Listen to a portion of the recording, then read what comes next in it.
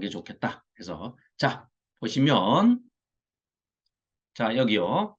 이 표를 좀 한번 보시는 게 좋겠습니다. 자 먼저 1장부터 큰 두 덩어리로 한다면은 1장부터 39장까지가 이제 제1 이사야 이렇게 나눈다고 그랬죠. 그 다음에 40장부터 66장까지를 그냥 제2 이사야 이렇게 큰 덩어리로 두 덩어리로 나눌 수도 있고요. 또 40장에서 66장까지도 조금 더 자세히 살펴보면 40장부터 55장까지가 포로 잡혀간 이야기. 그리고 56장부터 66장까지가 포로 귀환에서 일어난 이야기. 그러니까 이게 시대적으로 전체적으로 본다면 한 200년간에 걸친 이야기거든요. 그렇죠? 우리 지난번에 처음에 이사야서 시작할 때 살펴봤던 게 뭐였어요? 이사야서 왕들 이름이 나오잖아요. 그러니까 1장에서 이제 제일 먼저 나오기 때문에 그 연도를 계산을 해보면 BC 740년에부터 701년까지의 그 40년간의 이야기인데 사실은 유다왕 1장 1절에 유다왕 우시야 죽던 해에 이제 사역을 시작하는데 그때가 740년입니다. BC. 기원전 740년이에요. 그러면 실은 지금 포로 귀환해가지고 성을 다시 구축한 것은 536년이거든요. BC. 그러니까 200년간에 걸친 이야기예요. 이 얘기가. 그러니까 한 사람이 200년 동안 살면서 이사야가 이걸 전체적으로 다 썼을 수는 없다. 그러나 그 저자의 문제가 아, 이 저작권에 대해서 뭐 누가 시비하지 않으니까 그게 너무 뭐 어, 우리가 뭐 깊이 있게 공부할 필요는 없습니다만은 그래도 이제 제1 이사야, 제2 이사야, 요새는 이제 학자들이 제3 이사야까지도 이렇게 구분을 해서 얘기하는데 우리는 이제 전체적으로 살펴보되 역사적인 시대 수는 그렇지만 이 이사야서가 또 면밀히 살펴보면 1장부터 66장까지가 전체적으로 또 연결성과 연속성 그리고 앞부분과 뒷부분에 있어서도 1 이사야, 2 이사야, 뭐 3 이사야를 나눈 구분하더라도요. 전체적으로 메시지들이 다 연결이 돼 있습니다. 그리고 핵심적인 메시지가 다 통일성이 있고 상관관계가 있기 때문에 그런 내용들을 좀 살펴볼 필요가 있습니다. 자, 전체적인 구조는 이렇습니다. 앞에 표 보시는 것처럼 자, 1장부터 우선 먼저요. 이 전체가 다 시로 돼 있습니다. 시로. 놀랍죠? 우리가 히브리어를 잘 알고 히브리어를 공부를 좀 했다 하면 영어를 좀 하듯이 아니다. 한국말 하듯이 히브리어를 좀 안다 하면 이 히브리어 원어로 된 이사야서를 읽으면 감동이 어마어마할 거예요. 근데 참 어떤 면에서는 다행이죠. 우리가 히브리어를 모르기 때문에 이게 시적인 그 어떤 그 뉘앙스나 이런 것들을 전혀 이제 우리가 느끼지를 못 보고 그 감성을 어, 뭐 체득할 수가 없어서 안타까운 일이기도 합니다만은 1장부터 66장까지가 전부 시로 쓰여져 있는 이 이사야서가 딱 두 군데만 산문체로 쓰여 있습니다. 어떤 대목이냐? 6장부터 8장까지 그 대목이 아하스 왕에 대한 역사 이야기입니다. 그래서 산문체로 쓰였고요. 또 36장부터 39장까지가 아시다시피 히스기야 왕의 스토리예요. 히스기야 이야기예요. 그래서 이 두 왕 이야기만 61장부터 66장까지 전부 시어체로 딱 쓰여 있는 이 이사야서에 산문체로 아하스 왕 6, 7, 8장 딱 들어가 있고 또 산문체로 히스기야 왕 해가지고 36, 7, 8, 9, 39장까지 이 두 군데가 딱 들어가 있는데 놀랍게도요. 이 두 가지의 역사적 사실에 관한 이야기, 산문체로 쓰여진 이야기가 똑같은 구성으로 돼 있어요. 머리가 이제 조금 아플라고 그러죠. 그런 것까지 우리가 알아야 되느냐. 그런데 그래도 누가 그런 얘기를 하면 아 그거 들어본 적 있다. 그 뭐 조집사라는 사람이 그런 얘기를 하던데 그게 엉터리는 아니었구나. 그 상당히 깊이 있게 연구를 하는 학자들도 그걸 이제 발견을 못하는 학자들도 있고 그걸 또 발견한 학자들이 또 이제 주석을 이렇게 쓰기도 하고 그래요. 그런데 놀랍게도 이사야서 1장부터 66장까지 주석을 다 쓴 학자는 거의 없습니다. 근데 다행히 노후 목사님께서 전체적으로 1장부터 66장까지를 전체적으로 다 어, 어, 주석을 이제 다 하셨는데 그 중에서 이제 우리가 살펴보는 이 두 가지 내용들이 어떤 공통점이 있느냐 이런다면 장소가 똑같고 두 번째 사건 배경이 똑같습니다. 아하스 왕 때는 그 시리아, 수리아, 아랍 나라가 쳐들어오고요. 히스기야 때는 아시리아가 쳐들어오고 이런 정도만 좀 차이가 있을 뿐이지 그 사건의 배경이 똑같습니다. 또 두 왕이 두려움에 떠는 것도 똑같죠. 그러니까 이제 하나님께서 선지자를 보내서 격려를 하죠. 격려를 해요. 이사야가 또 격려를 하니까 이 두 왕이 똑같이 징표를 달라고 그래요. 그래서 아하스 때는 징표가 뭐였어요? 처녀가 젊은 여자가 아이를 낳을 텐데 그 아이의 이름이 임마누엘이다. 즉 하나님이 너희와 함께 계신다는 게 징표다. 너희들 외부에서 침략, 외적이 쳐들어와도 놀라지 마라. 두려워하지 마라. 그런데 차이점이 있다면 아하스는 믿지 못해요. 그러니까 징표도 필요 없답니다. 징표 구하지 않겠노라 하니까 뭐 굉장히 억수로 믿음이 좋아서 그런 게 아니고요.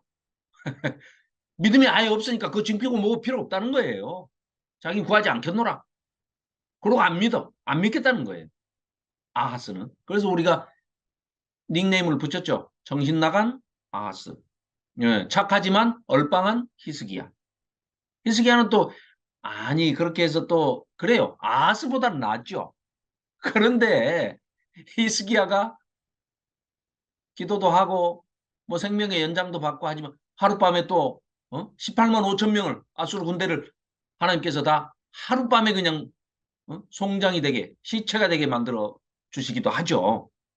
그렇게도 하지만 이 사람 어떻게 해요? 그래서 외국에서 사절들이 오면 누구를 자랑해야 되겠습니까? 그 사람들이 올 때는 하룻밤에 그 대군 18만 5천이 다 죽어가지고 아수르가 하룻밤 사이에 물러났어요.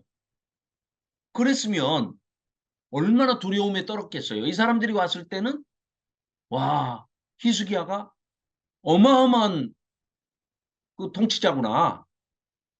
아주 그냥 능력이 어마어마하구나. 이렇게 알고 두려움에 떨어서 다들 넘볼 생각을 못 할 텐데 이런 쪼다같이 하나님 얘기는 쏙 빼놓고 어? 아니 왔을 때 자기가 그 하나님은 뭐든지 하실 수 있어. 뭐 아수르도 뭐 아수르 군대도 18만 5천을 하룻밤에 죽이실 수도 있고 너희 바벨론도 어? 얼마든지 하나님께서는 도구로 쓰실 수 있고 쓰시고 또 너희들 까불면 다 버려버리실 수도 있고 없애버리실 이렇게 하나님을 자랑을 했으면 두려워서 와 이들이 믿는 신이 아마 최고 신이구나 이러고서 침략하지 않았을 텐데 이 쪼다 같은 사람이 안에 내탄고까지 다 보여주고 금 있는 거 다 자랑하고 성전 하나님 성전 자랑을 하는데 전부 금으로 돼 있잖아요 성전이 그러니까 나중에 결국은 어떻게 됩니까? 와가지고 금 다 뺏어가죠. 도둑을 불러 아주.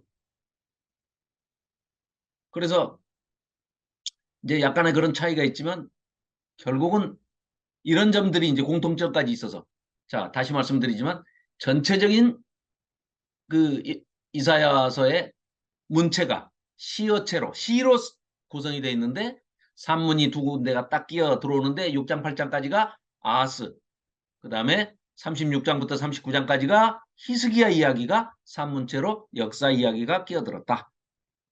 또 두 스토리의 공통점이 그대로 있다.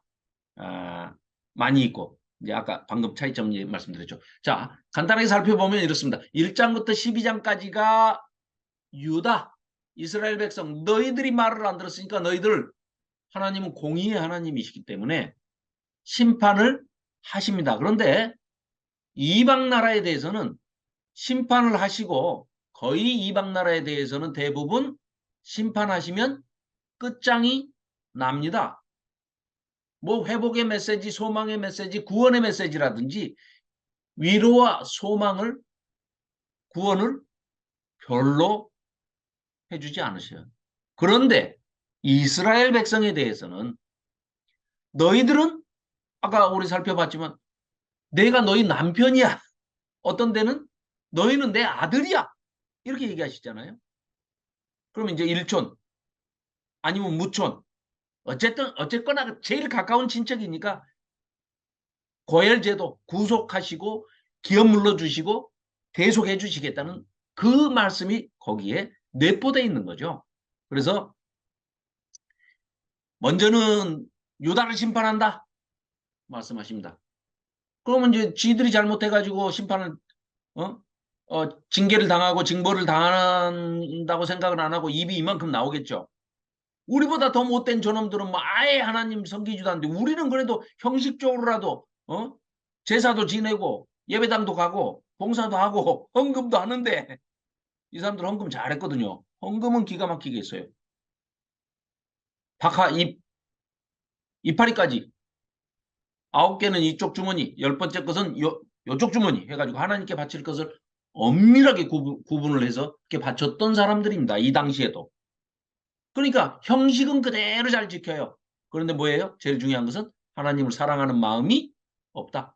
예수님 오셔서 질타하시는 게 그 말씀이었죠. 너희가 11조도 잘하고 뭐 제사 잘 지내고 너무너무 잘하는 거 다 한다. 그러나 너희 마음속에 하나님 사랑하는 마음이 없음을 내가 알았노라.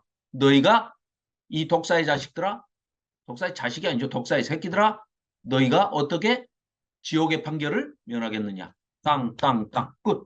판결 끝입니다. 껍데기로 하는 거, 겉으로 하는 거, 형식적으로 하는 거, 제의적인 종교 행위, 위선적인 종교 행위 다 쓸데없는 짓들이다. 필요 없다. 그 말씀하시는 거예요. 이 당시에도 그랬습니다. 그래서 유다가 우리보다 더 못된 우리는 그래도 그런 형식이라도 지켰는데 이방은 아예 안 지키고 하나님은 아예 모르잖아요. 그런데 저런 놈들을 데려다가 우리를 혼내신다고요? 아니까 아니야. 저 애들도 저 나라들도 이방 나라들도 심판을 받아. 내가 단지 도구로 썼을 뿐이야. 아람 나라도 다메섹도 수리아도 아수르도 바벨론도 다 내 도구고 열방이 다 내가 만든 나라야. 그러니까 모든 이방 나라도 하나님께서 다 만드신 거죠. 그러니까 다 도구로 쓰시는 만군의 주, 모든 나라의 열국의 하나님이시다. 그래서 13장부터 23장까지가 이방 나라에 대한 심판을 얘기하십니다. 그러니까 오늘 살펴볼 책은 간단합니다. 아수르, 모압, 암몬, 뭐 다메섹 너희들 다 망해. 징계를 내리시면 끝장나는 겁니다. 그리고 24장부터 27장까지가 이른바 이사야의 종말론 이렇게 얘기하는 온 세상, 온 나라에 대한 그러니까 13장에서 23장에 나오는 것은 이스라엘, 유다 주변 나라들에 대한 심판이고 24장부터 27장까지는 온 세상에 대한 심판. 그런데 그 종말이 저 뒤에 있는 진짜 요한계시록에 나오는 이 인류 전체의 종국사적 종말까지를 언급을 하고 있는 거죠. 자, 그리고 그 재앙과 회복에 대한 선포가 28장부터 35장까지에 나옵니다. 여기에 주제는 거룩하신 심판자. 하나님은 참고로요. 이스라엘의 거룩한 분이라는 표현이 구약 전체에서 보면 30번이 나옵니다. 30번이 나와요. 30번. 거룩하신, 그러니까 이스라엘의 거룩하신 분이라는 표현이 30번이 나오는데 놀랍게도 이사야서에서만 25번이 나옵니다.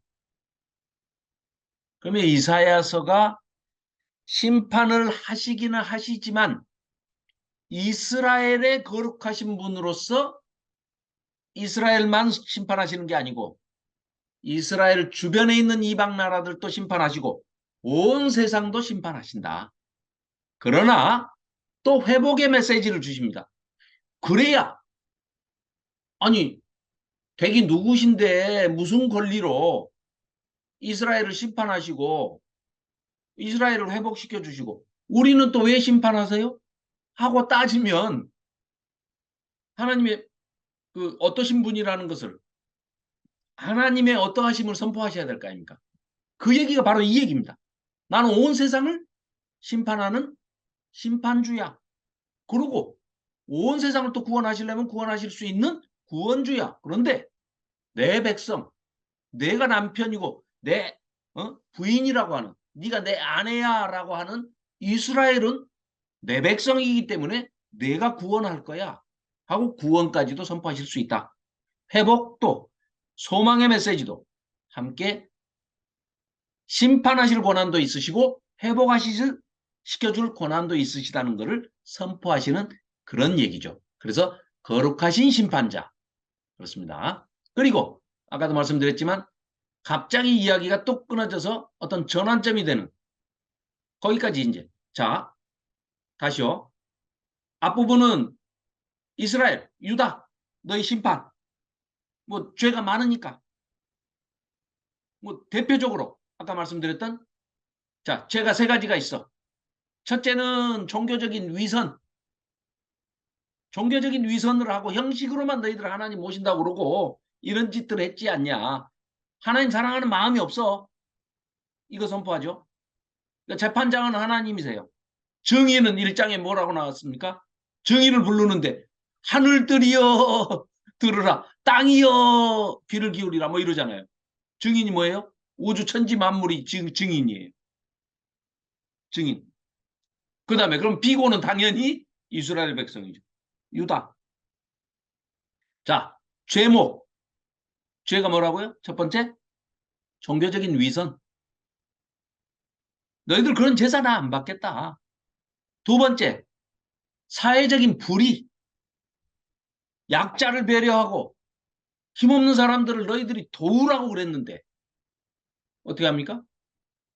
이 사람들이 고아와 과부의 재산을 넘보고 뺏고 힘없는 약자들의 손을 비틀어서 도와주는 거 챙기고 섬기는 게 아니라 지도자들이 얼마나 앞장서서 못된 짓들을 하는지 우리가 지난번에 미가서 그렇죠?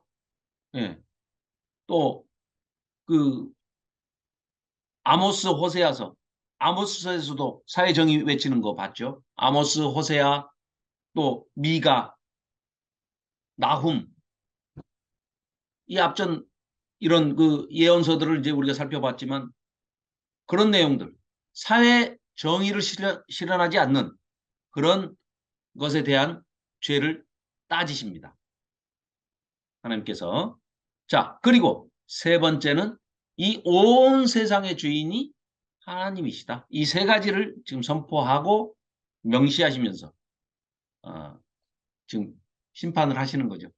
자, 그리고 히스기야 이야기가 36장부터 39장까지 나오고요. 그래서 히스기야의 어떤 그 하나님에 대한 신뢰, 믿음과 순종에 관한 문제, 그리고 과가 나오죠. 히스기야가 어떤 것은 잘했고 어떤 것은 잘못하고 실수한 부분들, 특히 그 므낫세를 낳은 부분은 정말 천추의 한이 되죠. 결국은 이스라엘이 망하게 되는 AD 70년에 결국은 멸망하게 되는 마지막에 종국사적 종말은 아니지만 망하게 되는 가장 첫 번째 원인이 므낫세의 악행이죠.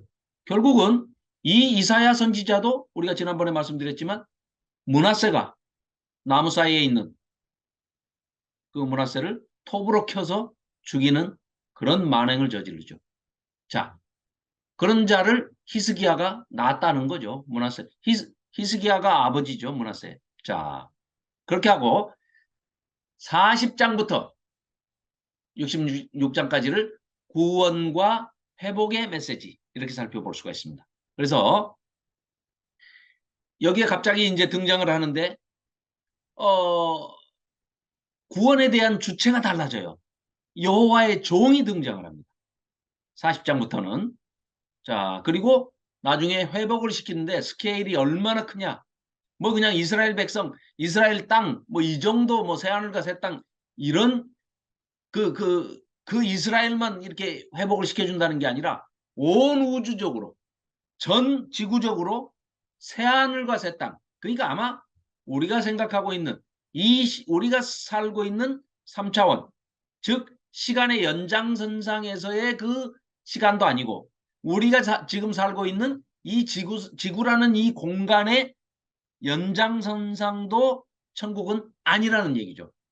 새하늘과 새 땅이 천국의 새 수도, 새 예루살렘 성이 수도인데 그게 하늘에서 이렇게 만들어진 창조된 것이 내려오는 장면이 요한계시록에 묘사가 되어 있는 걸 보면 그로 미루어 보건대 우리가 갈 천국이라는 것은 이 지금 우리가 살고 있는 3차원의 연장선상이 아니다. 전혀 새로운 시공간을 얘기하고 있는 것이고 또 스케일 자체가 완전히 다르고 그런데 놀랍게도 53장부터 새로운 메시아 이게 집단으로 공동체로 얘기하면 이스라엘 공동체 맞습니다. 이스라엘 민족 맞습니다. 그런데 그 싹이 단수로 쓰여져 있는 한 인물로 얘기를 한다면 그거는 다름 아닌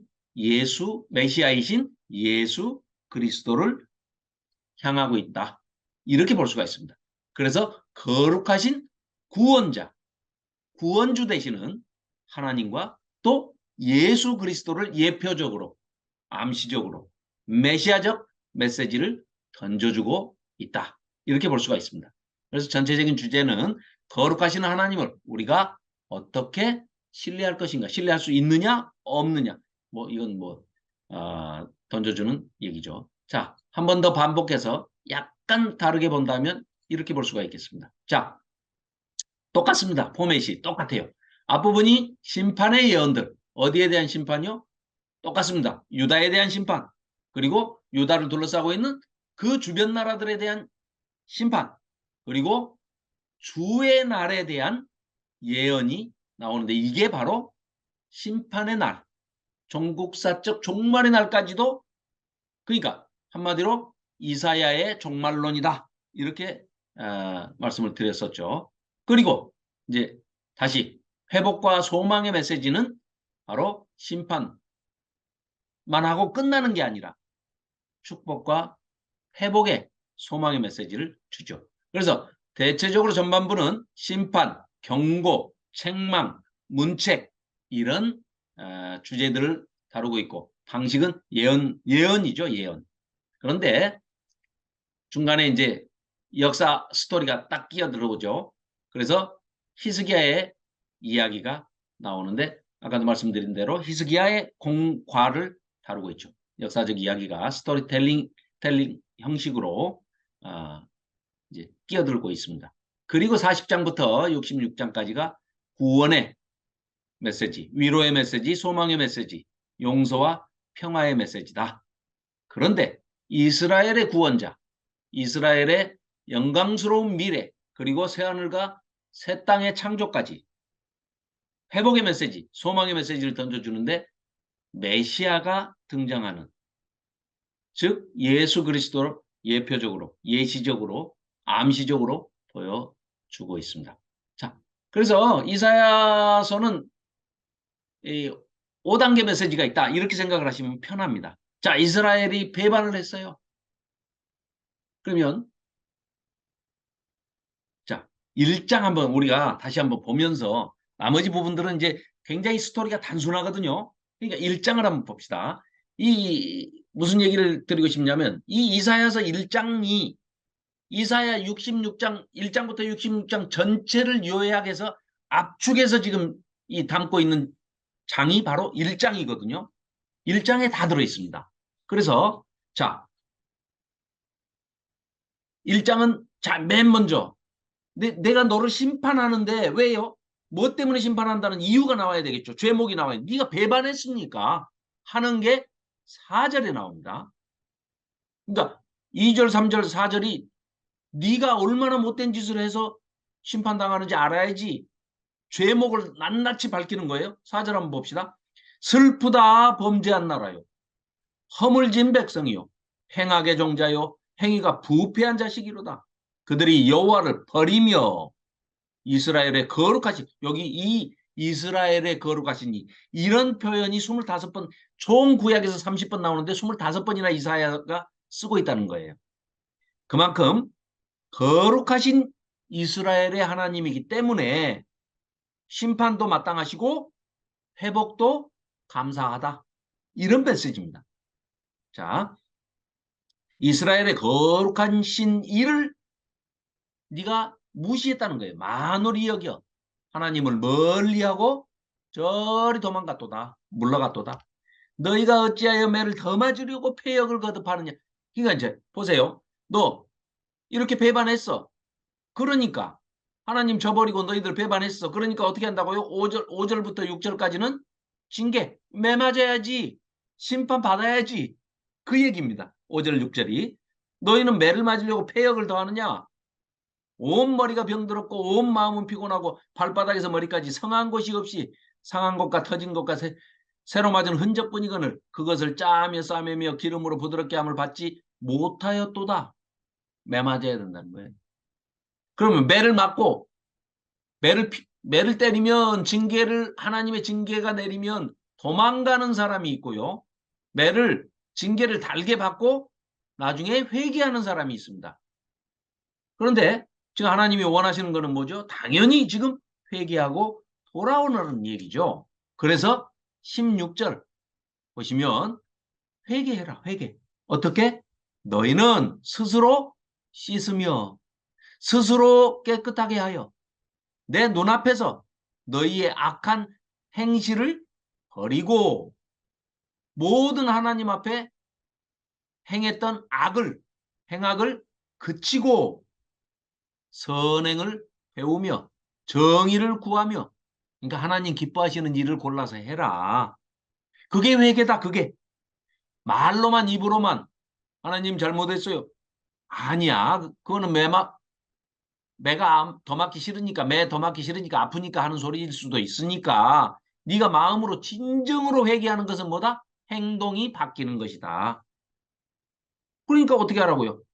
지금까지 저질렀던 그 일, 고아와 과부를 챙기고 변호하고 신원하고 도와주고 학대받는 자들을 챙겨주고 섬겨라. 고엘제도. 아니래.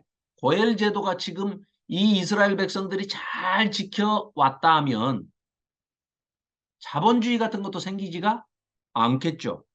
이게 확장이 돼가지고 대한민국에까지 이런 제도가 고엘제도가 순순하게 받아들여져 가지고 했다면 하나님이 처음에 레위기를 주셨던 율법을 주셨던 그 정신을 그대로 이어져서 온 세상 백성들이 지키고 있었다면 자본주의가 필요 없는 거죠.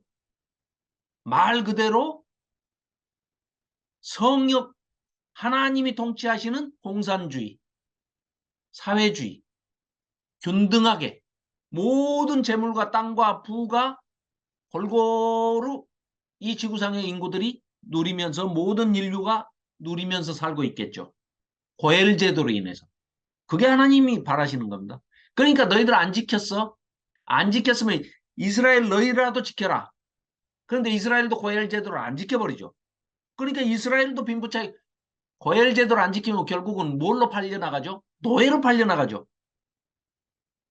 이제 나중에 잡힐 게 없으니까 자기 몸뚱아리가 노예가 돼서 팔려서 나가니까 고엘 제도로 인해서 7년에 한 번씩 아니면 이제 50년 희년제라는 게 주빌리 희년제가 나와가지고 노예에서 해방시켜 주시죠. 이런 제도가 고엘 제도인데 예수님께서 오셔서 첫 번째 선포하신 게 뭐였습니까? 묶인 자가 해방, 자유롭게 해방을 선포하셨잖아요. 오셔가지고 억눌린 자들이 억압에서 풀려날 것이고 사슬의 무해인 자들이 노임을 받을 것이고 하는 게 전부 고엘 제도를 통해서 너희가 다 자유하는 몸이 될 것이다. 자유자가 될 것이다. 노예에서 해방될 것이다 하는 것을 선포하고 계시는 게 예수님의 첫 번째 그 설교 말씀에서 선포된 메시아적 선포가 바로 그 내용입니다. 그래서 지금 이 16절, 17절이 회개를 지금 얘기하고 계시는 거고 18절, 19절이 회개를 하면 하나님께서 반드시 회복시켜 주신다 하는 메시지가 18절, 19절에 들어있습니다. 제가 읽어보겠습니다. 18절, 19절입니다. 1장. 여호와께서 말씀하시되 오라 우리가 서로 따져보자 한번 변론해보자. 너희의 죄가 아무리 붉은 주홍빛같이 진할지라도 누군가 같이 희어질 것이야. 왜? 네가 회개하고 돌아왔으니까 내가 회복시켜 줄 거야. 이 말씀을 하고 계시는 겁니다. 그죠? 또 네가 진홍같이 붉을지라도 양털같이 하얗게 될 거야. 왜? 네가 회개하고 돌아왔으니까. 자, 네가 나를 배반했다가 내가 때렸어. 징계를 했더니 벌을 달게 받고 네가 회개했어. 회개한 게 뭐라고요? 16절. 네가 스스로 씻으며 스스로 깨끗하게 하며 내 목전에서 하나님 목전에서 악한 행실을 다 버리고 행악을 못된 짓 하던 거 다 그치고 선행을 배우고 정의를 구하며 학대받는 자를 도와주고 고아를 위하여 신원하고 과부를 위하여 변호해주고 이게 챙겨주는 그런 사회, 고엘 제도가 다 이루어지는 사회, 이런 사회를 만들면 내가 당연히 회복시켜주지. 그러니까 너희들 오면은 그 붉은 죄 내가 싹 눈같이 하얗게 다 죄사함을 해줄 거야. 그리고 19절 너희가 즐겨 순정하면 땅의 아름다운 소산을 다 먹게 될 게 뭐예요? 해마다 풍년되게 해주시겠다는 겁니다. 말 잘 들으면 제일 먼저 주시는 복이 뭐예요? 평화, 번성, 동거. 예. 요 네 가지 주신다고 그랬잖아요. 말 안 들으면요. 말 안 들으면 뭐 어떻게 하신다고 그랬어요? 마이크 켜고 말씀하세요. 네. 말을 안 들으면 때리십니다. 그 다음에 비 하나만 안 줘도 그렇죠. 기근이 와요. 기근. 기근, 전염병 세 가지를 주신다고 그랬죠. 화를. 그럼 칼은 뭐예요? 니들이 농사 아무리 잘 지어봐라. 오랑캐들이 칼 들고 추운 지방에 사는 북쪽에서 그래서 오랑캐는 항상 북쪽에서 내려옵니다. 그래서 추운 지방에 먹을 것이 없으니까 칼 들고 내려와서 니들 농사 다 지어놓은 거 다 죽여버리고 뺏어가 버리면 너희들 끝장나는 거야. 그래서 기근. 그래도 말을 안 들으면 너희도 그냥 비를 안 줘가지고 가뭄이 들어서 아무것도 먹을 게 없게 만들어버릴 거야. 그러고 그나마 먹을 거 좀 감춰놨던 거 꺼내가지고 몰래 먹고 있으면 아예 다 전염병 들게 만들어가지고 다 그냥 멸절시켜버릴 거야. 말을 잘 들으면 비평화, 비평화, 번성, 동거. 하나님이 동행하신다는. 뭐 이건 끝장이죠. 뭐 얼마나 좋겠습니까? 말 안 들으면 기근, 전염병. 어이구. 그 말씀하고 계시는 겁니다. 19절. 너희가 즐겨 순종하면 땅의 아름다운 소상을 먹게 내가 평화, 번성, 동거할 거야. 지금 그 얘기를 하고 계시는 겁니다. 그러니까 1장에 이렇게 자 그러면 구원의 메시지까지 완전히 마지막에는 내가 구원해 줄게. 그게 27절에 나와 있습니다. 27절 한번 보세요. 시온은 예루살렘을 얘기합니다. 정의로 구속함을 받고 구원을 받았다는 거예요. 집단으로 이제 공동체 단위로 이거 번역을 구원을 받은 그런 표현입니다. 다 받지는 못하겠죠. 이스라엘 백성이라고 해서 무조건 받는 건 아니고 어느 교회 소속이라고 해서 다 받는 건 아니고 그런 얘기입니다. 그 오해해서 확대 해석하면 안 돼요. 오해 해석해서도 안 되고. 자, 시온은 예루살렘은 정의로 구원함을 받고 구속함을 받고 그 돌아온 자들은 공의로 구속함을 받으리라. 벌써 여기서도 지금 포로에서 돌아올 자들, 남은 자 얘기를 지금 미리 복선으로 깔고 있죠. 그래서 자, 배반했으니까 징계를 받고 도망가거나 회개하지 않는 놈들이 있어요. 징계를 받아도. 그러나 너희들이 진정으로 회개하고 생활을 너희들의 행실을 고치고 하나님께로 회개하고 돌아오면 마지막에 아까 뭐라 그래요? 회복시켜 주신다. 회복만 시켜 주시냐? 아니, 구원도 시켜 주지. 구속시켜 주시고, 응? 공의로 너희들은 죄 없다. 내가 다 해줄 거야. 이 5가지 단계. 이런 메시지가 1장에 다 들어있다는 겁니다. 그래서 이게 66장에 쭉 널리 펼쳐놓은 것이 이사야서다. 이렇게 생각하시면 돼요. 그러니까 1장이 굉장히 중요한 내용이다. 이런 말씀을 드릴 수가 있겠습니다. 자, 그리고 그래서 아까도 말씀드렸죠. 거룩하다 만군의 여호와 하나님의 이름 30번 중에 25번이 나온다니까요. 이스라엘의 거룩한 분이시라. 거룩한 분이 이분이 누구 되신다고요? 이스라엘 백성의 남편 되시는 분이래요. 기업 불러주신대요. 구속해 주신답니다. 고혈제도를 시행해서 자기 아들을 보내서 교회인 그러니까 자 성전의 개념으로 본다 하면은 솔로몬이 지었던 제1성전과 포로 귀환해가지고 스룹바벨이 지었던 제2의 스룹바벨 제2성전과 예수님이 오셔서 지으신 성전은 완전히 다르죠. 옛날에는 성전이 제일 큰 기능이 성전에서 옛날에 솔로몬 성전에서는 뭐 하는 게 제일 큰 기능이죠? 제사. 그죠? 제사 드리는 거 제사. 형식적으로 얼마든지 드릴 수 있어요. 그런데 그 제사 드릴 때는 자, 제사 드릴 때는 우리 그 생각해 봅시다. 레위기에는 보면 뭐 혐오, 차별, 규제 막 이런 게 이방인 들어갑니까? 못 들어갑니까? 성전에? 못 들어가요. 만일에 그걸 계속 그런 식으로 하셨으면 여기 계시는 분 아무도 못 들어갑니다. 또 뭐 몸에 병이 있고 뭐 신체가 뭐 하고 이런 사람 또 못 들어오게 했잖아요. 차별했잖아요. 여자 들어갑니까? 못 들어갑니까? 여기 지금 여인들이 계시지만 여인들 죄송합니다. 옛날에 안 태어나신 걸 굉장히 감사하게 생각하셔야 됩니다. 그 당시에는 제1성전 솔로몬 때 태어나셨으면 여자들은 한 번 들어갈 수 있죠. 어디까지? 예, 여인의 뜰까지. 그것도 애를 낳은 사람만. 해산함으로 구원에 이르게 된다. 애를 낳았으니까. 이런 그러니까 임시적으로 일시적으로 그냥 쓰셨던 법이에요. 곧 폐하실 법이었죠. 하나님은 아시니까. 그 법을 그러나 그 법은 동물 제사에 국한된 겁니다. 딱 폐하셔 버렸죠. 그걸 폐하시는데 어떻게 폐합니까? 성전의 개념이 완전히 바뀌어 버리죠. 예수님 오셔가지고 예수님 오시기 전까지의 성전이라면 이스라엘 백성한테는 뭐예요? 솔로몬 성전. 그 다음에 수룹바벨 성전. 그 다음에 헤롯 성전. 로마 통치할 때 AD 70년에 결국은 그것도 다 불태워서 없어져 버리지만 헤롯 성전까지 전부 동물 제사를 지내는 곳 이렇게 생각을 했는데 여기서 지금 이사야서 뭐라고 그럽니까? 만민이 기도하는 집이다. 개념이 완전히 바뀌어 버립니다. 그리고 예수님 오셔서 뭐라고요?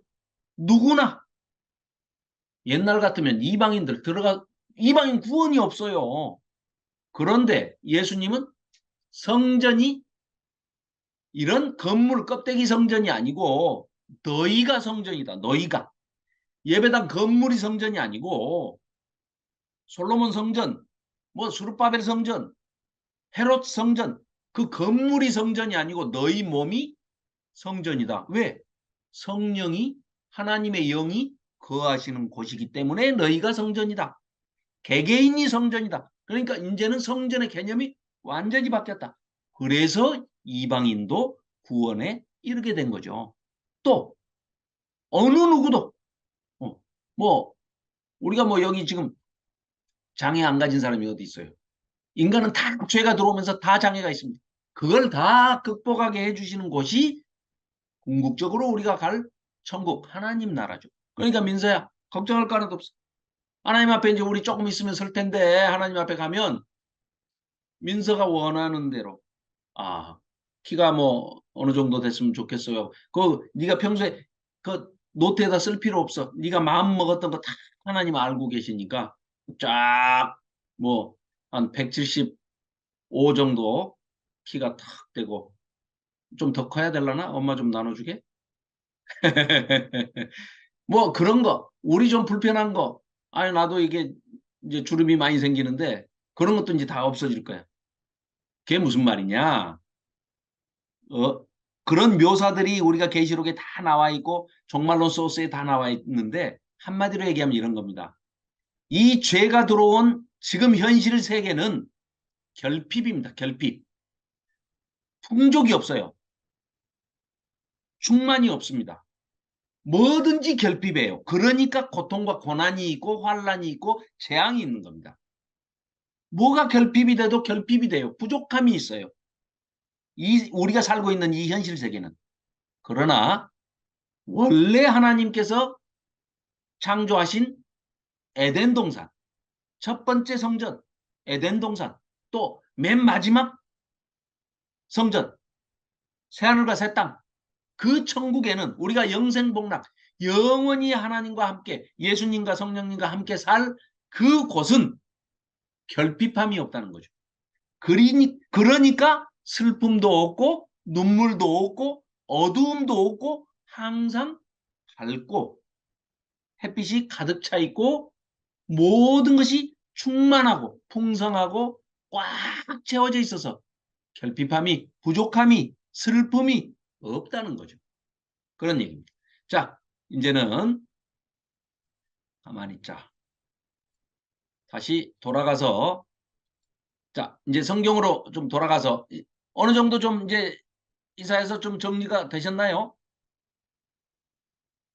처음부터 다시 할까요? 자, 그러면 15장으로 넘어가서 잠깐만요. 자, 그러면 15장으로 넘어가서 이제 중요한 부분들을 한번 쭉 살펴보겠는데요. 잠깐만요. 네. 자, 15장. 이사에서 15장부터 18장까지는 유다의 주변 나라들, 이방 나라들에 대한 예언입니다. 제일 먼저 15장. 그 타이틀을 보시면 모압에 대한 얘기죠. 그래서 여호와께서 모압을 황폐하게 하시리라. 15장 이제 타이틀이 그렇게 되어 있습니다. 그렇죠? 그래서 이제 모압은 아시죠? 모압과 암몬은 어떻게 해서 생겨난 나라죠? 롯과 그 두 딸, 소돔과 고모라가 멸망당할 때 아브라함의 조카 아브라함을 생각해서 롯을 구출해 주시지만 그 아내는 미련이 남아서 뒤돌아보다가 소금 기둥이 되고 두 딸은 정혼한 약혼 남자들이 있었는데 결혼할 남자들이 있었는데 그들이 롯의 말을 콧등으로도 콧방구도 안 끼고 믿지 않았죠. 그래서 그 세상이 그들이 봤을 때는 그들이 알고 있는 세상이 멸망해 버린 거예요. 화산 폭발로 그냥 다 없어져 버린 겁니다. 재가 돼 버리고 없어져 버린 거예요. 그런데 이들의 머릿속에는 뭐예요? 해산을 해야 돼. 애를 낳아야 됩니다. 대를 이어야만 구원이 있다라고 생각을 하기 때문에 이 두 딸이 아버지를 술 취하게 해놓고 그 대를 잇는 그런 정말 지금에 와서도 이제 그 상상할 수 없는 그런 끔찍한 성범죄인데 그때 당시 이들의 생각은 그 정도로 우매했다는 거예요. 눈에 보이는 게 세상의 전부인 줄 알고 있기 때문에 아무 정보가 없으니까요. 핸드폰이 있으면 참 좋을 텐데. 아니면 네이버만 있어도 네이버에 물어보세요. 그러면 되는데 어디다 물어볼 데도 없고 다 죽어버렸어요. 그러니까 아버지를 술 취하게 해놓고 딸들이 그냥 어? 그런 못된 짓을 해서 낳은 애들이 모압과 암몬입니다. 그런데 모압과 암몬은 멸절당하고 말죠. 결국은. 그래서 뭐 극률하심이 없습니다. 극률하심이. 자, 그래서 모압에 대한 예언입니다. 1절 모압에 대한 경고라. 모압에 관한 이 경고는 그냥 뭐 별로 이렇게 시간 우리가 뭐 쓸 필요가 없습니다. 자, 모압이 멸망할 때 유다로 피한 자들은 그래도 그나마 은혜를 입을 수 있다. 이런 얘기고. 자, 16장도 이어서 모압에 대한 얘기입니다. 모압이 통곡하고 근심하리라. 16장 6절 한번 볼까요? 우리가 모압의 교만을 들었나니. 자, 모압이 멸망하는 이유가 뭐라고요? 교만. 망하는 이유가 교만이라는 거예요. 그래서 교만은 패망의 선봉이다. 앞잡이다. 패망의 앞잡이다. 그러니까 교만하고 자만하고 오만하고 이런 것들이 항상 하나님에게는 멸망의 이유가 되는 겁니다. 하나님께서 제일 싫어하시는 게 뭐라고요? 교만. 교만입니다. 우리 14장에서 봤지만 뭐예요? 계명성 한없이 높아지려다가 어디까지 높아진다고요? 하나님 보좌까지 올라가려고 하던 사탄이 계명성에 비유되는 사탄이 하루아침에 빛을 잃고 땅으로 떨어져서 쫓겨났어요. 그게 사탄입니다. 얼마나 유명하냐? 사람들이 다 알아. 애들도 다 알아요. 인터넷도 없는 시대에. 그 당시에 이미 다 알고 있어요. 사탄이 까불다가 하루아침에 하나님처럼 높아지려다가 쫓겨났다. 그 말을 이렇게 길게 안 하고 두 글자로 줄이면 교만. 사탄이 교만해서 망했다. 끝. 그 얘기입니다. 그런데 모압도 6절에 그렇다는 얘기입니다. 그 밑에 같은 단어를 반복해서 쓰지 않기 위해서 이 사람들은 이제 이렇게 거만하며 교만하며 분노함도 들었거니와 그의 자랑이 헛되다 이런 식으로 이제 쭉 얘기를 하죠. 마찬가지입니다. 모압이 그 산당에서 피곤하도록 12절입니다. 봉사하며 자기 성소에 나가 기도할지라도 소용없어. 기도도 안 받으시겠다. 이런 얘기를 하시죠. 12절에. 그래서 모압과 암몬은 끝입니다. 자, 17장에 넘어가서는 다메섹에 대한 경고입니다. 다메섹은 다마스커스 지금도 있죠. 그게 아람 나라입니다. 아람 나라. 그러니까 예수님도 말을 히브리어와 아람어가 이렇게 섞여진 그런 말을 쓰셨죠. 이를테면 우리 어렸을 때만 해도 일본어를 많이 썼어요. 45년도에 해방이 됐는데 45년 이전에 태어난 우리 형제들 뭐 이런 분들은 거의 뭐 일본어로 교육을 받았기 때문에 일본어 쓰시잖아요. 한국말로 뭐 거의 뭐 섞어서 쓰고 그 잔재가 지금 뭐 100년이 거의 지났어도 지금까지도 이렇게 그 잔재가 남아 있잖아요. 그런데 아람은 북쪽에 딱 붙어가지고 이 다메섹이라고 지금 하는 다메섹은 아람 나라의 수도입니다. 그 다메섹 하면은 제일 먼저 떠오르는 게 바울. 바울이 부활하신 예수님 승천하신 지 4년 만에 바울 앞에 그냥 딱 부활하신 예수님이 나타나시죠. 하늘로 승천하신 지가 4년이 지났는데 그냥 얼마나 강렬한 빛으로 눈이 멀어버리잖아요. 바울이. 그때 다메섹에서 말 타고 예수 믿는 사람들 잡아 주기로 그 다니는 바울에게 부활하신 예수님이 빛으로 나타나셔가지고 바울이 눈을 멀잖아요. 그 유명한 데가 다메섹입니다. 지금도 있습니다. 다마스커스라고 그러죠. 예. 자, 다메섹에 대한 경고입니다. 마찬가지입니다. 다메섹도 장차 성읍도 이루지 못하고 무너진다. 까불지 마라. 그런 얘기죠. 자, 14절. 보라 저녁에 17장 14절입니다. 보라 저녁에 두려움을 당하고 아침이 오기 전에 그들이 없어졌나니 하루아침에 없어져 버린 건데요. 이는 우리를 노력한 자들의 몫이요 우리를 강탈한 자들의 보응이니라. 하루아침에 없어진 18만 5천 명. 너무나 유명한 얘기가 돼버린 거죠, 이제. 역사책에는, 과거의 고대 역사책에는 뭐라고 돼 있냐면, 패스트균이 창궐 해가지고 하루아침에 18만 5천 명이 죽었대요. 그 역사를 쓴 사람들은 뭐겠어요? 하나님을 모르는 사람들이죠. 아무리 패스트가 한다고 해서 하루아침에 18만 5천 명이 죽겠습니까? 그런데 성경은 그대로 아주 그냥 있는 그대로 묘사하고 있지 않습니까? 18만 5천 명이 하루아침에 죽는 겁니다. 자, 그래서 다메섹의 멸망에 대해서 얘기하고요. 18장에 대해서는 구스에 대한 여호와께서, 구스는 이디오피아입니다. 이디오피아. 지금으로 말하자면 이디오피아. 구스. 그 전에 솔로몬 때 그 시바의 여왕이 올라왔었죠. 그 여인이 구스 여왕입니다. 구스. 그래서 올라와가지고 솔로몬한테 씨를 하나 받아서 가죠. 거기 이제 그렇게 묘사가 돼 있죠. 진술이 어떻게 돼 있냐면, 아는 사람들은 알고 모르는 사람은 모르게 돼 있죠. 그런데 그 성경을 자세히 읽어보면 원하는 것을 얻어서 갖고 내려갔다고 그래요. 스바의 여왕이, 구스 여왕이 씨를 얻어간 겁니다. 그래가지고 난 왕자가 메네릭이라는 왕자입니다. 그래서 메네릭 왕조가 생기죠. 구스에. 지금 우리가 이디오피아 그러면 굉장히 못 사는 아프리카 조그만 나라 이렇게 생각하시지만 아닙니다. 한때 엄청난 강국이었고요. 이 이디오피아가요. 인구가 1억이 넘습니다. 세계에서 13번째로 인구가 많은 나라고요.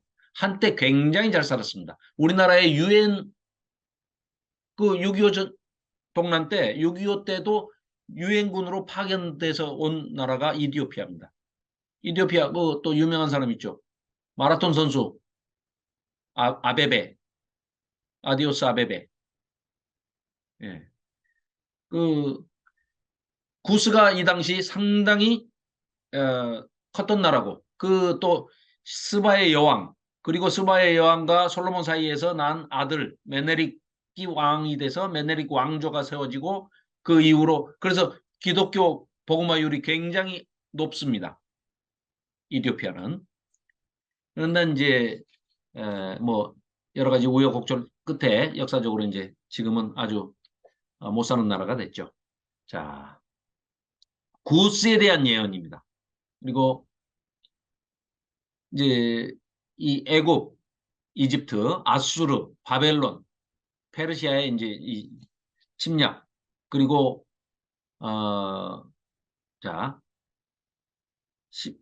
18장 여기 지금 이제 슬프다 이런 그 시적인 언어들이 이제 먼저 선포되면서 나오는데 이게 에카 이런 뜻이거든요.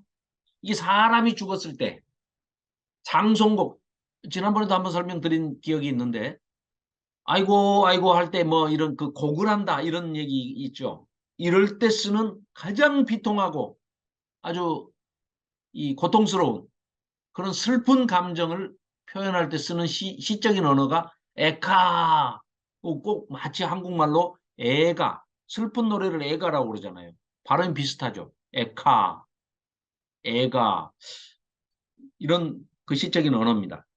자, 그래서 결국은 7절에 보시면 그때 강들이 흘러 나누인 나라에 장대하고 준수한 백성 곧 시초부터 두려움이 되며 강성하여 대적을 밟는 백성이 만군의 여호와께 드릴 예물을 가지고 만군의 여호와의 이름을 두신 곳 시온산에 이르리라.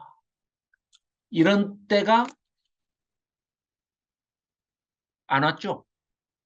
그러면은 이런 때는 언제 이루어지느냐? 바로 천년왕국 때 이루어질 얘기를 그러니까 지금 이사야 선지자한테 보여지는 이 이사야 선지자가 내다보는 것은요. 어마어마하게 이 스펙트럼이 굉장히 넓습니다. 이사야 선지자가 보고 있는 이 스펙트럼이 과거, 현재, 미래도요. 거의 저 종국사적 종말의 미래까지를 내다보고 있습니다. 그러다 보기 때문에 그러다 보면 이 이사야 선지자가 그 상당한 그 이 광대한 것을 지금 내다보고 예언을 받고 또 실제로 천상에서 벌어지는 어전 회의에 거기에 직접 그 참석해서 그 광경을 직접 눈으로 목도하고 또 그게 한 번, 두 번이 아닙니다. 우리가 잘 읽어보면 그 후반부에 가서도 또 그 어전 회의를 또 목격하는 장면이 또 나와요. 그러다 보니까 굉장히 이사야 선지자가 내다보는 스펙트럼이 크다. 이렇게 볼 수 있습니다. 자, 다시 정리하면 15장 모압에 대한 경고였습니다. 모압을 황폐하게 멸망시키실 것이다. 16장도 역시 마찬가지입니다. 16장도 하나님께서 모압이 3년 안에 능욕을 당할 것이다. 이렇게 경고하고 있으시죠. 그리고 다메섹과 구스에 대한 경고인데 다메섹과 에브라임을 멸하실 것이다. 에브라임은 뭐예요? 이스라엘, 북이스라엘을 얘기하고 있는 거죠. 그렇죠? 에브라임 하면은 요셉의 둘째 아들인데 므낫세 에브라임인데 장자로 임명을 받았었죠. 그렇기 때문에 에브라임이 그래서 되게 에브라임이 질투가 많아요. 자기들이 이제 북이스라엘의 왕이 된 거죠. 그래서 에브라임 지파가. 예. 자, 하나님이 열방을 꾸짖고 흩으실 것이다. 18장에 가서는 하나님께서 구스를 징벌하실 것이다. 구스는 지금의 이디오피아다. 이렇게 말씀드렸죠. 자, 이렇게 정리를 할 수 있고요. 자, 19장. 19장에 가서도 역시 마찬가지로 애굽에 대해서 구스와 애굽, 아술에 대한 예언이 18장, 19장에 이제 계속 나옵니다. 19장 1절부터 15절까지가 애굽을 향한 경고고 또 19장 16절부터 23절까지가 애굽과 아수르가 다시 돌아온다. 이렇게 얘기를 합니다. 자, 지도를 좀 연상하시면 좋습니다. 자, 맨 오른쪽에 그 유프라테스 강과 티그리스 강 이쪽이 갈대아, 즉 우리가 알고 있는 바벨론입니다. 바벨론.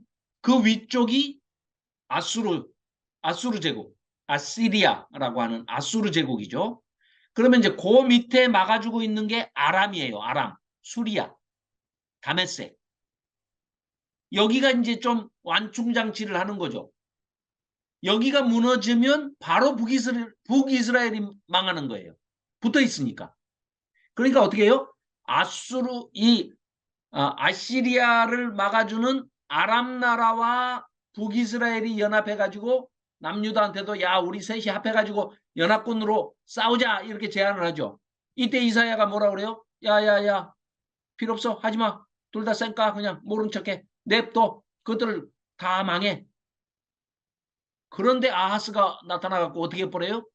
저 거꾸로 아수르를 불러내가지고 형아가 때려줘. 이 바람에 다 망하는 거 아닙니까? 결국은 그겁니다 지금.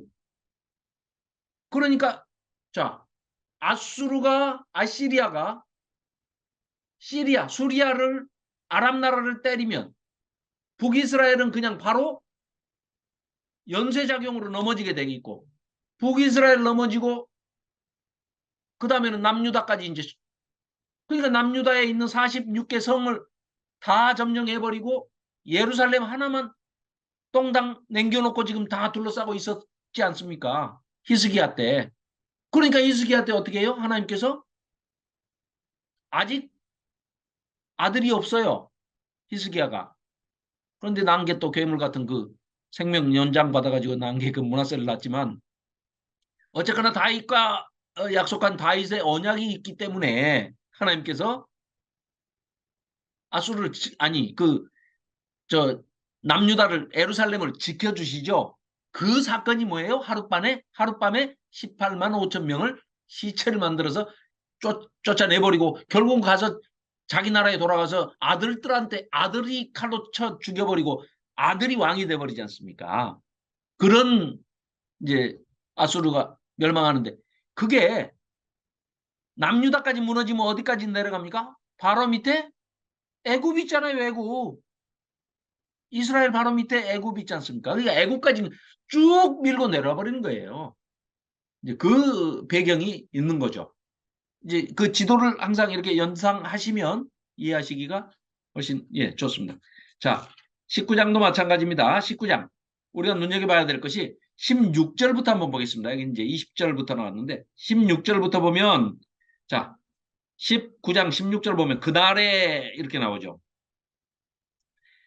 애굽 사람들이 하나님께 경배하게 될 것이다 하면서 그날에 이렇게 하는데 그런 날이 왔습니까? 안 왔죠. 또 마찬가지입니다. 18절도 그날에 이건 종말의 때를 얘기하고 있는 겁니다. 그래서 내용을 읽어보시면 애굽 땅에 가나안 방언을 말하며 만군의 여호와를 가리켜 맹세하는 5성읍이 있을 것이며 그중 하나를 멸망의 성읍이라 칭하리라. 그날에 그 애굽 땅 중앙에는 여호와를 위하여 제단이 있겠고 이런 거 이루어지지 않았잖아요. 성취된 적이 없잖아요. 그죠? 이게 언제 된다고요? 종말의 때, 천년왕국 때. 그때 이렇게 될 것이다. 자, 20절.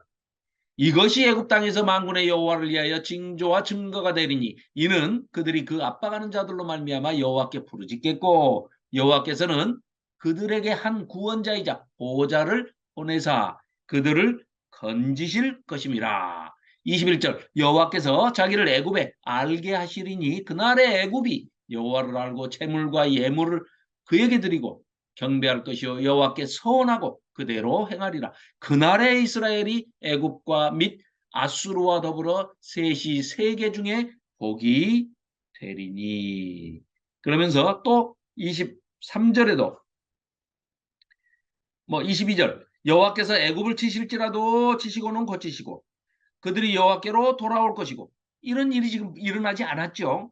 자, 여호와께서 그들의 간구함을 들으시고 또 그것도 고쳐주신대요.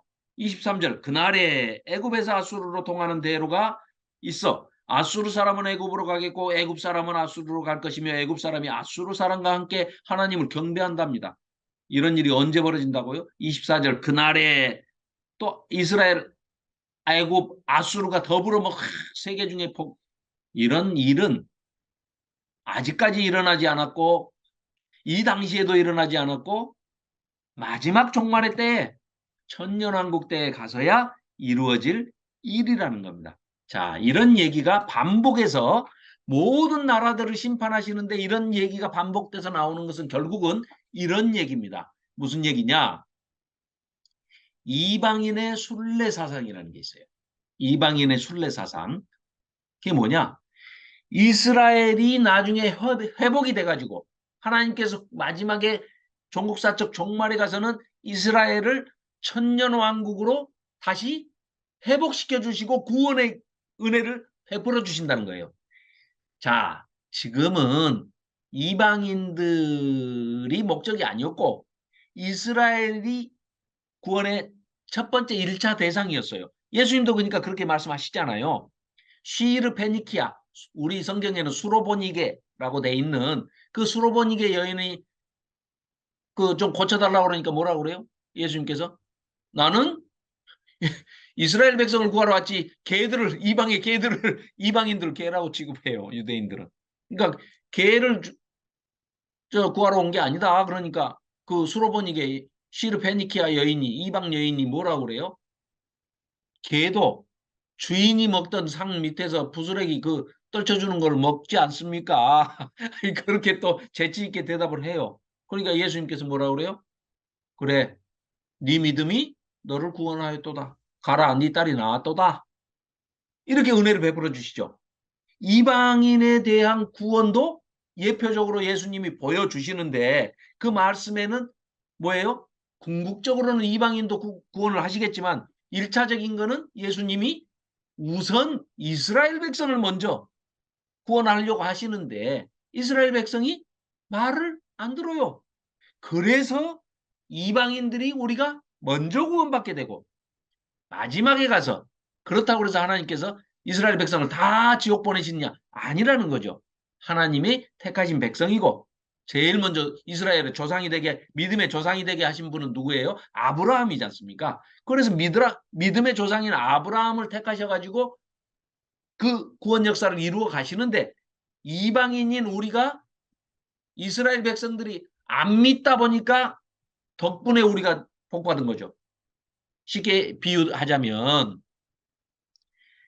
집에서 맛있는 음식을 만들어 가지고 아들한테 막 먹으라고 하니까 애가 장난감만 갖고 놀고 안 먹어 하고 막 도망댕겨. 엄마는 밖으로 가고 숟가락 들고 막 쫓아다니면서 한 입만 더 먹어 하면서 따라댕겨요. 그러니까 안 먹어. 그래? 그러니까 문을 열고 요즘 같으면 뭐 아파트니까 안 통하겠지만 옛날 같으면 문을 열고 동네 바깥에다 대고 얘들아 우리 집에 맛있는 거 있으니까 다 먹으러 와라. 그러니까 동네 애들이 지 친구들이 전부 와가지고 주세요 저 주세요 저 주세요 하니까 아나 여기 먹어라 하고 막 얘도 먹여주고 쟤도 먹여주고 막 하니까 그 집 아들이 뭐라 그래요? 울면서 와가지고 엄마 나도 먹을래 하고 온다는 거예요. 그래서 이스라엘 백성들을 마지막에 구원하는 데가 어디라고요? 천년왕국대. 뭐 장소, 시간 그게 꼭 규정 지어진 건 아니지만 천년왕국 때에 이스라엘의 구원이 이루어진다. 그걸 묘사를 하는데 그때가 아까 서두에 말씀드린 이방인의 순례사상. 그래서 저 뒤에 가서 보면 60장이던가요? 빛이 일어나는데 여호와의 빛이 예루살렘의 시온에서 그냥 온 세계 비치는 빛, 뭐 등대빛, 뭐 이런 빛이 아니고 태양빛보다 더 밝은 여호와의 빛이 온 지구에 비춰질 때, 그때 온 세상이 그 빛을 보고, 그러니까 온 지구에서 다 보이는 빛이에요. 이 빛이 어디서 오는가? 봤더니 예루살렘에서 오는 거예요. 그러니까 모든 이방인들이 자기가 가지고 있는 금은보화를 다 재산을 다 팔아가지고 금은보화로 사서 그 보석을 들고 예루살렘으로 온다는 거예요. 그래서 예수님께, 여호와께 그걸 바치면서 하나님께 영광을 돌리는 그 장면이 묘사되어 있는 것이 바로 60장입니다. 60장. 저 뒤에 60장 1절에 보면 일어나라 빛을 발하라 이방인의 순례사상을 얘기하고 있는 겁니다. 그러니까 지금 계속해서 천년왕국 때 이런 일들이 일어날 것이다. 그날에 하면서 계속해서 이사야 선지자가 얘기하고 있는 것은 바로 이런 것들이 결국은 어디로 집약된다고요? 60장에 지금 1절에 나와 있는 이 곳으로 집약이 돼서 이때 이방인들이 전 세계에 있는 이방인들이 다 예루살렘의 이 빛을 보고 하나님을 경배하고 하나님께 영광을 돌리기 위해서 다 몰려든다. 이것이 이방인의 순례 사상입니다. 네. 그래서 그 60장 1절이 바로 그런 내용입니다. 보라 어둠이 그러니까 내 빛이 이르렀고 여호와의 영광이 내 위에 임하였음이니라. 이거 어마어마한 선포가 이제 이루어지는 거죠. 마지막 때에 모든 믿는 자들이 하나님께로 경배하러 이방인들이 다 오는데 그게 유대인들도 마찬가지입니다. 그래서 여기에 보면 뭐 네 하는 게 이렇게 표시해 보면은요. 네, 60장이 뭐 어마어마하죠. 이 숫자를 세다가 말았는데 네, 54회 나온답니다. 여기 써졌네. 유라는 단어가 54회 나온답니다.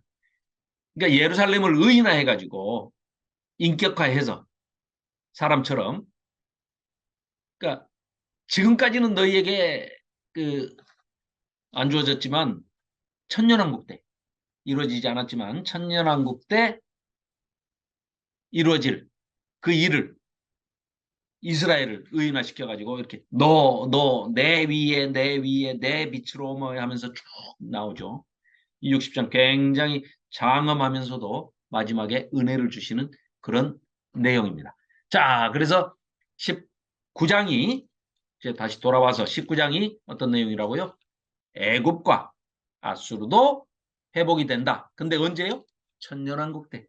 천년왕국 때 회복이 된다 하는 그런 내용입니다. 됐다. 됐지? 네. 네. 아, 민서가 해준다 그러니까 바로 돼버리네.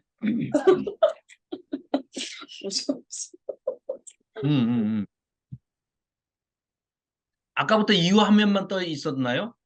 네, 죄송합니다. 괜찮습니다.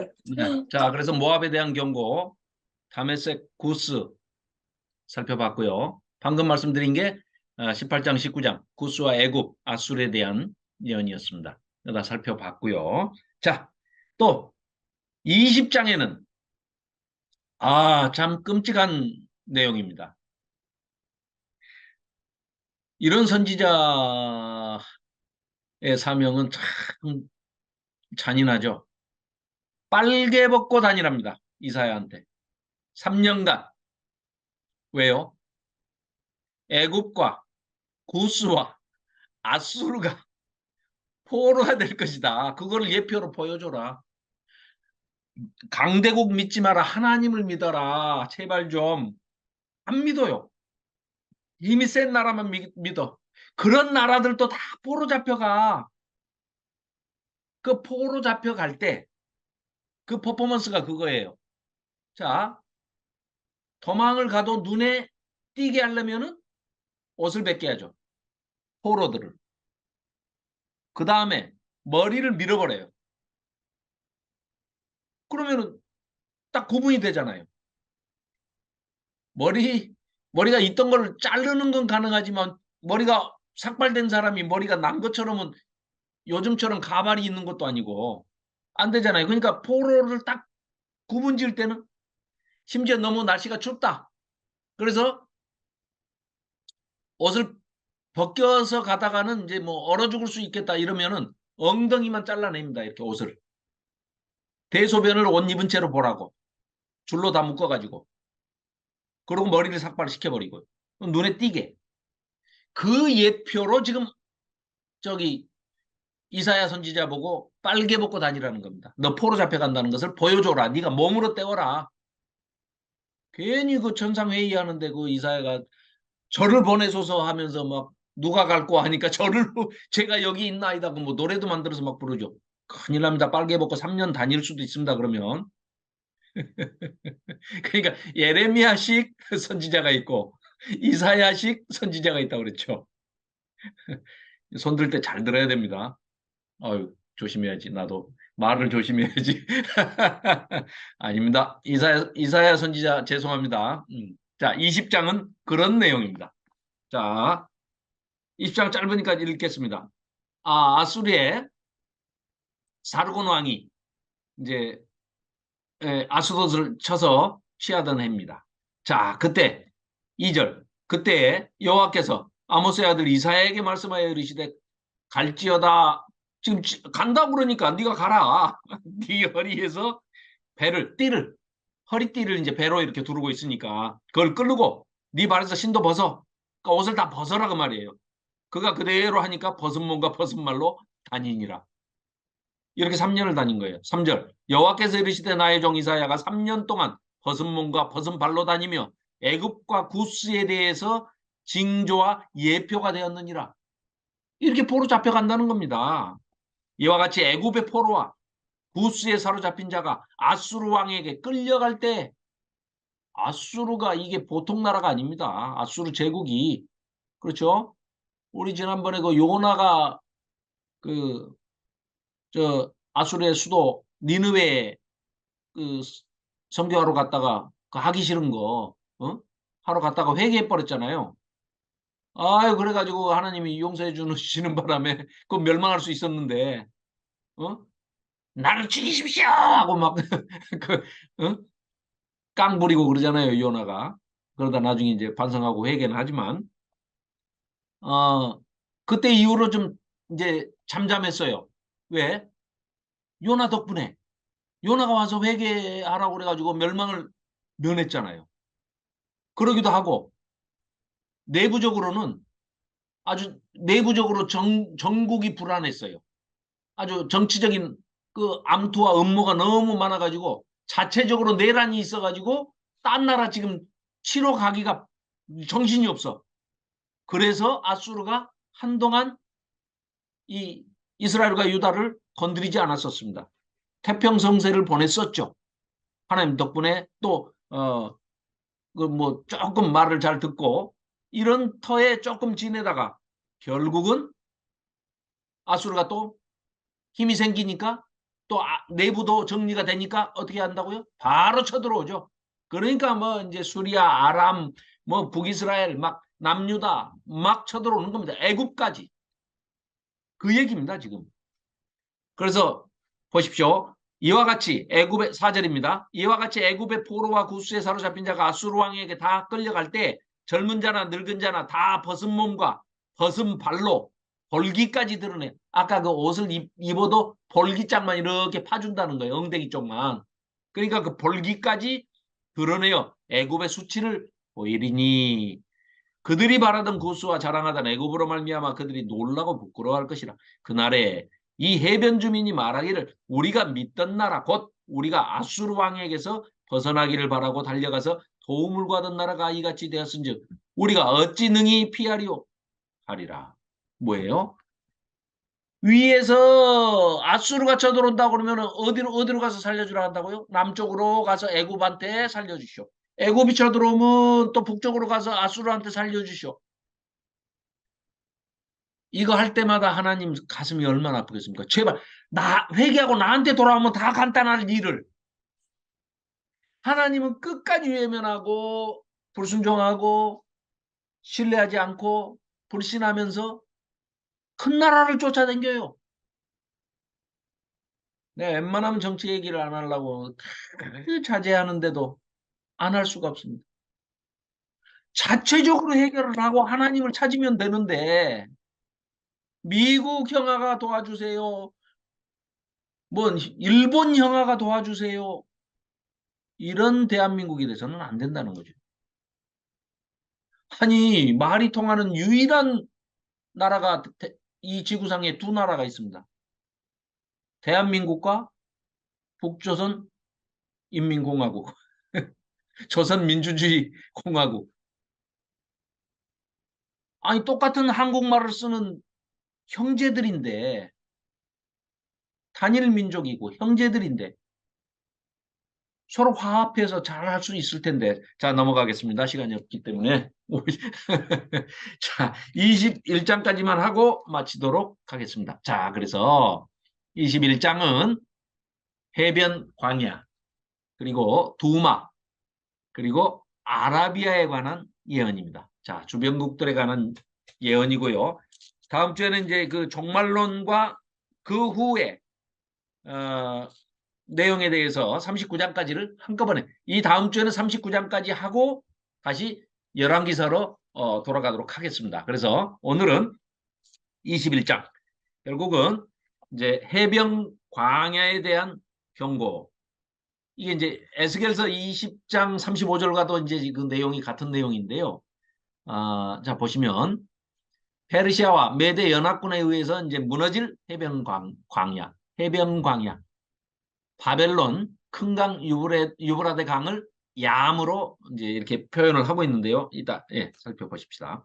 그리고 바벨론을 두려워하거나 의지하지 말라고 이제 말씀을 하고 계십니다. 두마는 에돔을 지금 여기서 두마라고 지금 표현을 하고 있는데요. 에돔에 대한 경고, 또 아라비아 광야 있죠? 그 아래쪽에 아라비아에 대한 경고. 결국 무너지게 될 세상 나라. 그건 다 하나님께서 주관하시고 하나님께서 만드신 세상이기 때문에 그런 세상 나라 의지하지 말아라. 하나님을 의지해라. 라고 말씀하고 계시는 그런 장면이죠. 그래서 자 9절 보십시오. 보소서 마병대가 쌍쌍이 오나이다 하니 그가 대답하여 이르시되 함락되었도다 함락되었도다 바벨론이여. 갑자기 이런 얘기가 나오면은 이게 신구약 중간사의 내용을 모르면 이게 무슨 얘기인가 이럴 수 있습니다. 아니 이제 아수르가 지금 판을 치고 있는데 갑자기 나타나지도 않은 바벨론이 망하는 장면이 또 여기서 소개되고 있잖아요. 이거는 이미 그러니까 우리가 신구약 중간사로 얘기하면은 어떤 식이 되는 겁니까? 자, 아수르 제국이 누구한테 무너집니까? 페르시아 제국한테 무너지잖아요.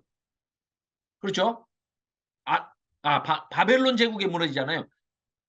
아수르 제국이 바벨론한테 무너지고 바벨론이 페르시아한테 무너지고 그 다음에 헬라, 로마, 아빠페 헬로 이렇게 되죠. 아수르, 바벨론, 페르시아, 헬라, 로마 이렇게 이제 쭉 연장선상인데 이 지금 아수르를 물리치는 바벨론 539년에 바벨론에 의해서 아수르가 멸망을 당하고 말죠. 이 제국이었던 아수르도 바벨론에 멸망을 당하는데 그 바벨론도 사실은 멸망당한다. 페르시아에게. 그렇죠? 그래서 고레스. 예. 고레스가 결국은 나중에 고레스 칙령에 의해서 바벨론에 포로 잡혀왔던 이스라엘 남유다 유다 백성들을 다 고향으로 돌아가라. 이렇게 고레스 칙령을 발표하지 않습니까? 거기까지를 지금 그러니까 역사가 이 진행되는 과정이 총 이사야가 다루고 있는 이 범위가 약 200년입니다. BC 740년부터 시작해서 536년까지 만 200년 동안의 일을 지금 다루고 있는 겁니다. 그래서 지금 앞부분 1장부터 39장까지는 BC 740년부터 701년까지 40년, 만 40년의 역사의 기록을 다루고 있지만 사실은 또 그 기록만 그렇게 돼 있지 사실은 이사야 선지자가 좀 더 산다고 봐야죠. 그리고 결국은 므낫세 여기는 이제 앞에는 표현이 안 돼 있지만 결국은 므낫세에 의해서 순교를 당하는 걸 보면 므낫세 그러니까 약 50년 정도를 이사야가 사역을 했다. 이렇게 보시는 게 정확할 겁니다. 자, 그래서 이런 또 이제 그 신구약 중간사의 문제까지도 이제 언급이 되고 있는데요.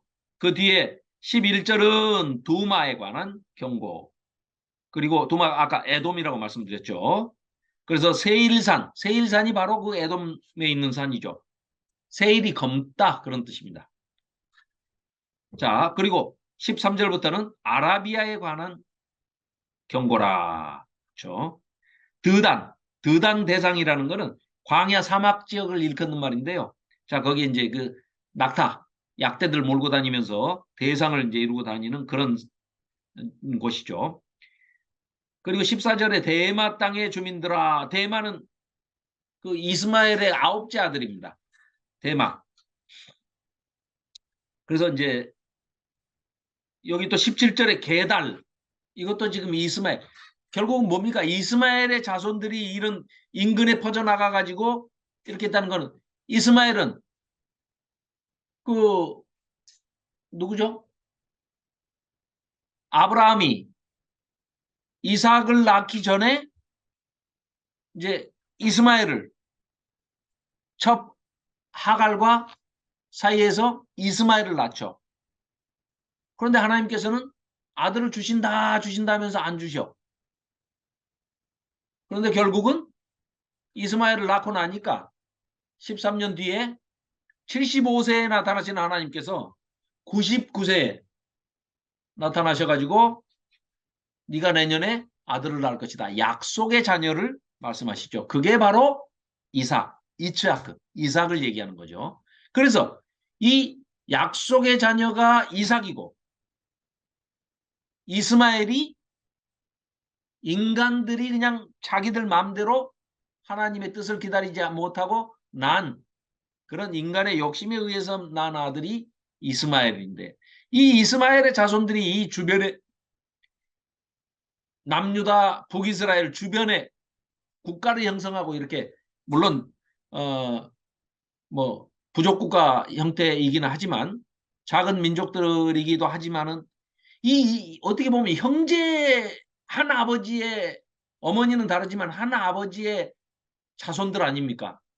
그럼에도 불구하고 이들이 결국은 찌르는 눈에 가시가 돼서 결국은 서로 원수가 되고 하나님의 노를 사고 결국은 멸망당하는 그런 과정까지를 볼 수가 있겠습니다. 자.